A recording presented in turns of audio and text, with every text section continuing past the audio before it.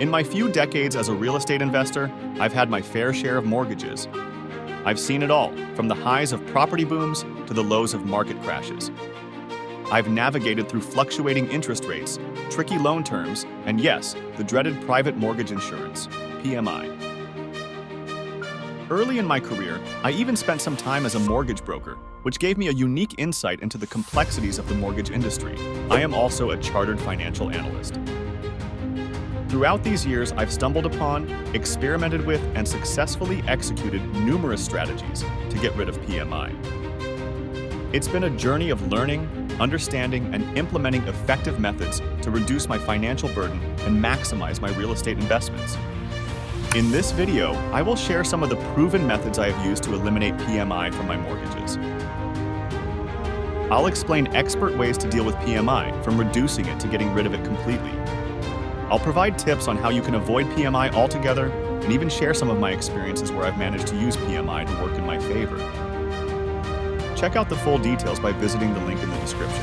What is private mortgage insurance? Private mortgage insurance, PMI, is a type of insurance policy that protects lenders from the risk of default and foreclosure. Lenders typically require it when homebuyers make a down payment that's less than 20% of the home's purchase price. In other words, it applies to those who can't afford a large down payment on a house. The way it works is simple. The homebuyer pays the PMI premium, which is usually a percentage of the total loan amount. This premium is either added onto the monthly mortgage payment or paid up front at closing. The PMI covers the lender's loss if the borrower defaults on their mortgage. Once the borrower has built up enough equity in their home, typically when the loan balance drops to 80% of the home's original appraised value, they can request to cancel the PMI. Other types of mortgage insurance work similarly but are used in specific situations. For example, FHA mortgage insurance for loans insured by the Federal Housing Administration and VA funding fee for loans backed by the Department of Veterans Affairs.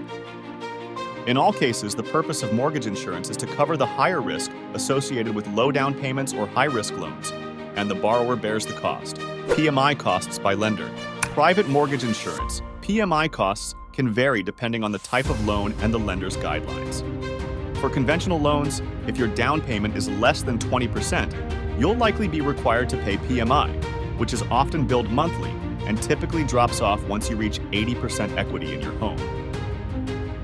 FHA loans, on the other hand, require both an upfront mortgage insurance premium, UFMIP, and an annual premium, with the UFMIP set at 1.75% of the base loan amount and the annual premium ranging from 0.45% to 1.05%, depending on the loan term, loan amount, and loan-to-value ratio.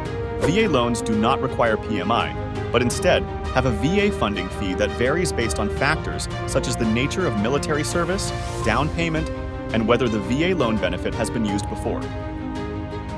USDA loans require an upfront guarantee fee, typically 1% of the loan amount, and an annual fee, typically 0.35% of the remaining loan balance, regardless of the down payment size.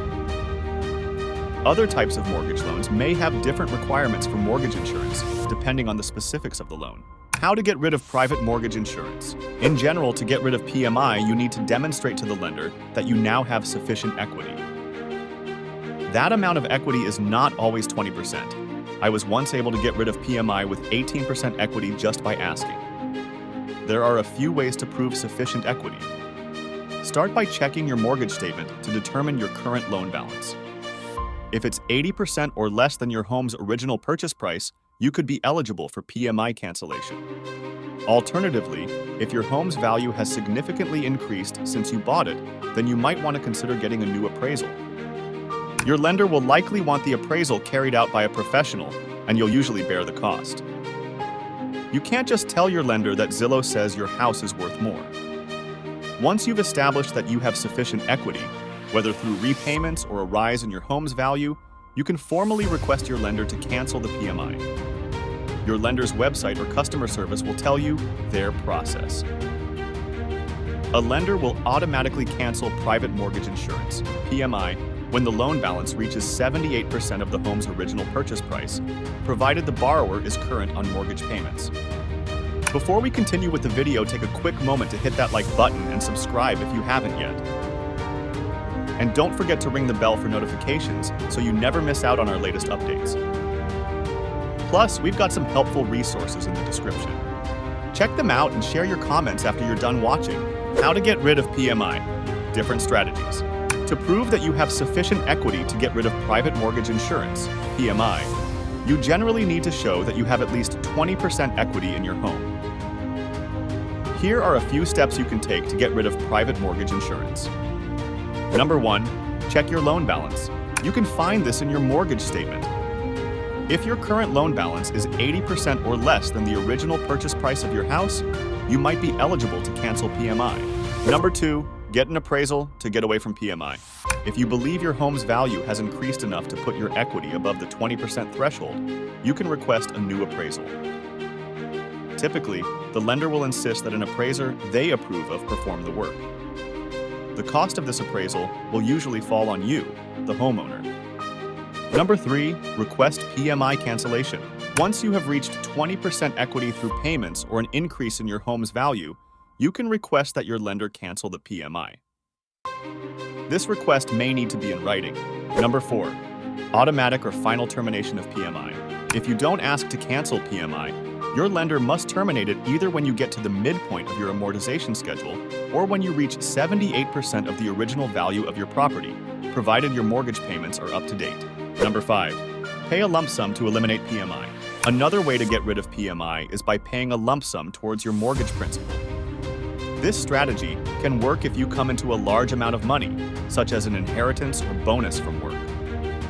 This strategy makes sense if you have the cash on hand and if the cost of PMI is high. It's also advantageous if you plan on staying in your home long term because you'll save on interest costs over the life of the loan. Number 6, take out another loan to pay a lump sum to remove PMI. Another strategy is to take out another loan, such as a 0% interest credit card or a personal loan, to pay a lump sum towards your mortgage. This essentially shifts your debt from your mortgage to another loan. The benefit of this strategy is that you could potentially get rid of PMI without having to use your own cash. However, this approach requires careful consideration. While a 0% interest credit card could provide a short-term solution, keep in mind that this is typically a promotional rate, and the interest could skyrocket after the promotional period ends. If you're considering this strategy, you need to be confident that you can pay off the new loan before the interest rate increases. Consider the fees with the new loan, such as balance transfer fees for credit cards, and compare these costs with the PMI payments you're trying to eliminate. Remember, the exact process and requirements can vary depending on your loan agreement, so you should always consult with your lender or financial advisor to understand the specifics of your situation. Tips for saving money on PMI. If you can afford it, making a larger down payment can help you avoid PMI altogether. Different lenders may offer different PMI rates, so it's worth shopping around to find the best deal. A piggyback loan is a second mortgage that can help you avoid PMI by allowing you to put down less than 20% on your primary mortgage. PMI myths and misconceptions. While PMI can be an added expense, it can also help you qualify for a mortgage that you wouldn't otherwise be able to get. There are several ways to get rid of PMI, such as paying down your mortgage or refinancing your loan. While mortgage interest is tax-deductible, PMI is not. PMI alternatives. How to avoid PMI. As mentioned earlier, piggyback loans are a type of second mortgage that can help you avoid PMI by allowing you to put down less than 20% on your primary mortgage. If you're a veteran or active duty service member, you may be eligible for a VA loan, which doesn't require PMI. FHA loans are another type of mortgage that doesn't require PMI.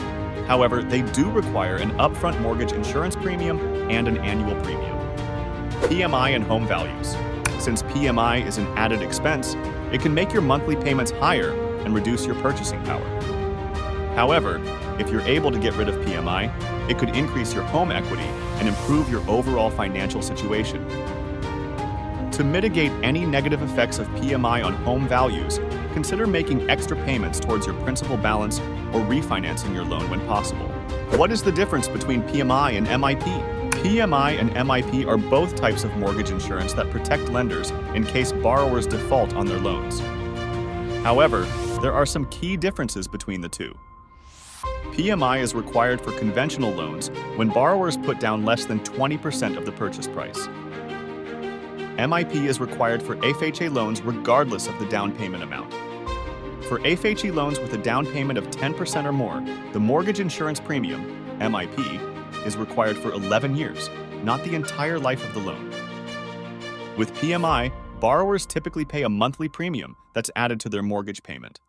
With MIP, borrowers pay an upfront premium at closing as well as an annual premium that's added to their monthly payment. With conventional loans, PMI typically lasts until borrowers have paid off at least 20% of the home's value. With FHA loans, MIP lasts for the life of the loan unless borrowers refinance into a non-FHA loan. PMI is not always a bad thing. PMI and paying discount points are often scary ideas for people. But you can use PMI to save money on your mortgage. On the house we are living in, instead of a large down payment, I paid a lot of points. In less than 3 years, the PMI was gone, but I had the much lower interest rate for the remainder of the mortgage. This mortgage hack was confusing to even the mortgage broker, but it's a brilliant way to save a lot of money over the life of your mortgage. I had to show him and the underwriters my Excel model that showed it was a great idea. Thanks for watching, and if you found this video helpful, don't forget to like, subscribe, and share it with your friends. Also, don't forget the link in the description.